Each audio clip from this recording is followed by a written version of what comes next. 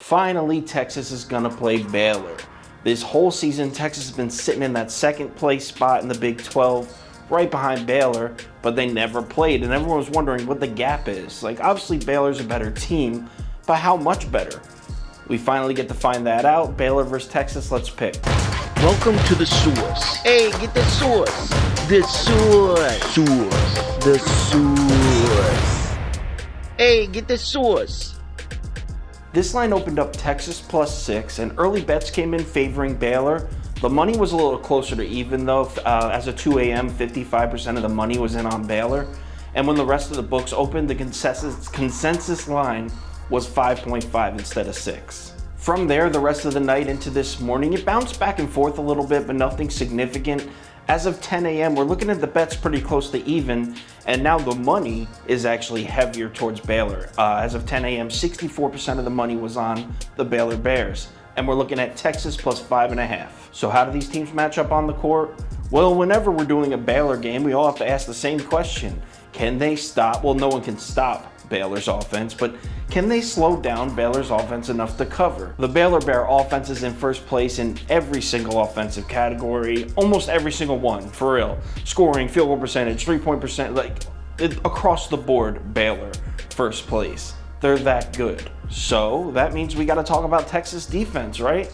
And Texas defense, the Longhorns defense, is actually good. It's really good. I feel comfortable saying Texas defense is great. They're at the top of a lot of defensive categories. They're either first or second. The problem is Baylor's defense is good as hell too. In fact, in every defensive category, it's either Texas first, Baylor second, or Baylor first, Texas second.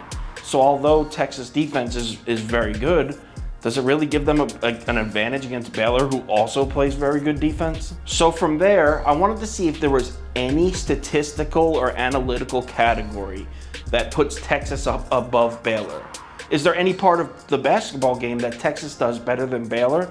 And the answer is yes, there is one thing: rebounding.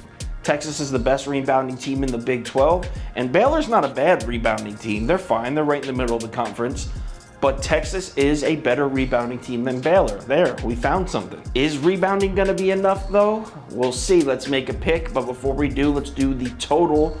I'm not really getting a read on the total here. I'm gonna put a half unit on the over, and that's only because everyone is betting the under, and I like fading the public. If you subscribe to this channel, you already know that.